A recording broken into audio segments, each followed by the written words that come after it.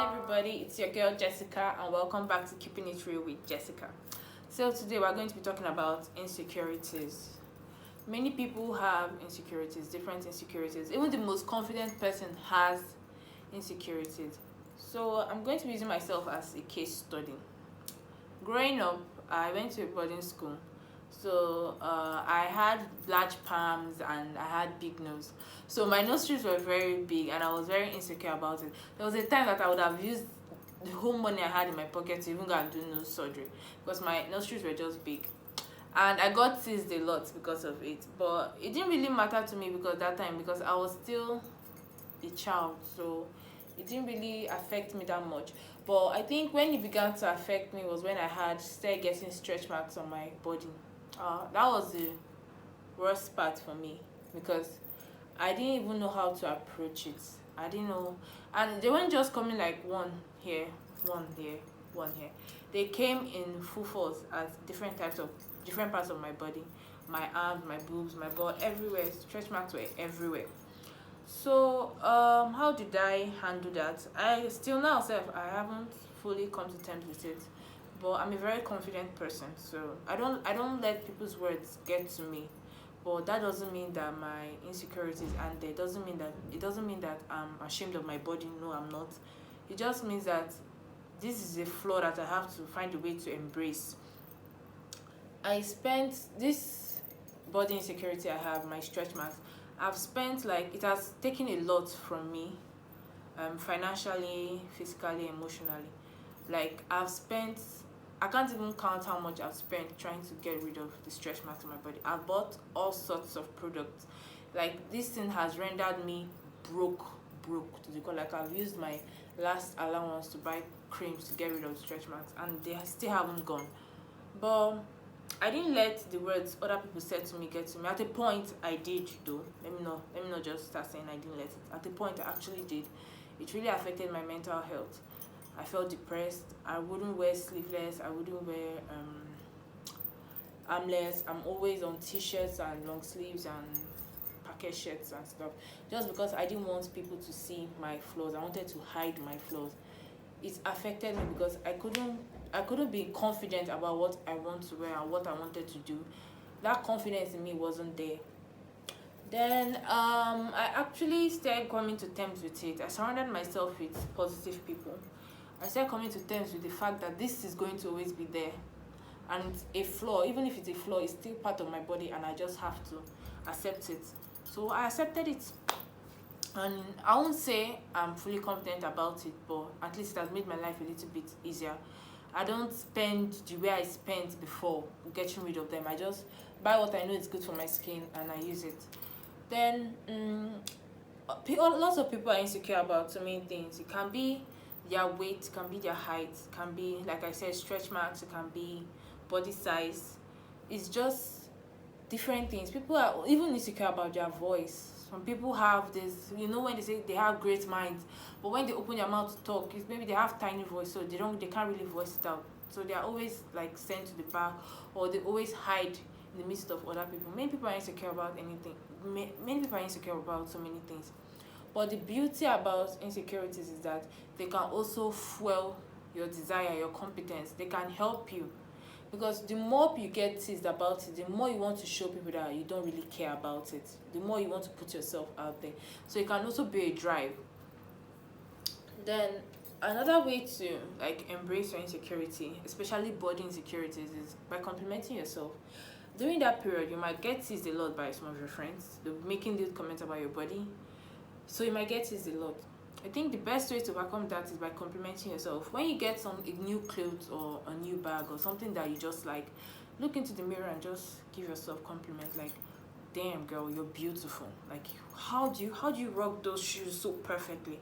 Although you have big feet. Like what you thought they would tease you about, use it to compliment yourself. Oh my god, I have big nostrils, but wow. My nostrils are going to look very beautiful in piercings. Stuff like that. You compliment yourself, you put yourself out there. Another thing is you surround yourself by positive vibes, by positive people. Stay away from negative people that will bring down your morale, people that that they're always constantly making remarks about your body. Stay away from those kind of people.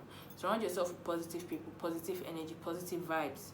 So then another one is by how will I say it? I don't know how to put this, but I'm going to explain. Making sure that your insecurities are not chains, like handcuffs. I want you to understand something. It's okay to have insecurities. It's very, very okay. But what's not okay is letting your insecurities tie you down. Letting your insecurities hold you back from doing what you want to do or what you're supposed to do. You're a great speaker, but you have tiny voice. Does that mean you should not speak? No. There are microphones. Wear your microphone. If you can't shout, if they can't hear you, you explain yourself. It's as simple as that. But what you shouldn't do is don't ever let your insecurities act as chains to drag you back. Don't ever let that happen. Your flaws and insecurities are a part of you. You can't get rid of it totally, but the least you can do is embrace it. And I promise you, the moment you embrace your insecurities, your life will get easier, your life will get better. There's no two ways about it. So another thing is, during the period when I was like having depression because of my stretch marks, people kept telling me that the only way I can like solve it is by loving myself. But what they don't understand is, many people don't understand that concept. Like, I'm not going to lie till now, so if I don't understand the concept of loving yourself, like how do people do that? Is it by looking to the mirror and saying I love myself, or by doing things that you know will nurture yourself? I don't really know how people love themselves. So if you have an idea, please tell me. Feel free to tell me. I'm open-minded. I would like to know. Then compliment yourself very often. Treat yourself. Rely on yourself. If there's one thing this lockdown has probably taught me, is independency and self-reliance. You can't really depend on other people, because there was a time where I judged my body based on what people said about me. Like, I saw myself as beautiful only when people complimented me and said, Jessica, you are beautiful. So I had to get rid of that mindset. I had to start telling myself, you are beautiful. I had to, when I wear something, wear new clothes or new shoes, I don't need any other person to tell me how good I look. There's a mirror. I stand in front of the mirror and I tell myself, I'm beautiful. I wake up early in the morning with positive energy, positive vibes. I compliment myself. I go online and I check for poems and sayings and wise words to just like tell myself, because I believe that once you start your day hearing good words, or once you start your day receiving good energy, the rest of your day, every bad thing that comes after that will be a minor issue, won't be as major as the first one. So make sure negative vibes aren't around you. If you have friends that tease you a lot and they say it's a joke, as far as it's not a joke to you, you have to like voice it out. You have to voice out your complaint, because they will never know. Tell them, look, this thing you're saying is not a joke to me. You can't keep talking about my body like it's some sort of object. I have feelings, I have emotions, and what you're saying is hurting my emotions. If they keep doing it, chop their heads off, cut them off, run as fast as you can. But yeah, that should probably be all. I just wanted to talk about my insecurity, because I know there are many people out there that have insecurities too, probably about their body. You know how all these 5 fingers aren't the same way other people aren't the same. You might hate the fact that you're fat, and you might meet a slim person that all she wants to be is just fat or thick. You might meet a fat person that wants to be slim. You might meet a short person that wants to be tall, and a tall person that wants to be short. Everybody have different specs, everybody have different opinions, everybody have different perspective. So rather than judge yourself, or rather than judge other people, just try to love yourself, or better still, accept yourself. Because I don't understand the concept of love yourself. So what I understand is accepting yourself, embracing your flaws, understanding the fact that your flaws, your insecurities are a part of you. The moment you learn to embrace them, the moment you uncuff that chain, that handcuff that is holding you back, then you can take a step forward.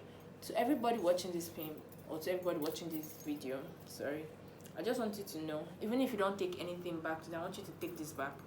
You are beautiful, you are strong, you're independent, and the moment you take a step forward, the whole world is going to know how amazing you are, regardless of your flaws, regardless of your insecurities.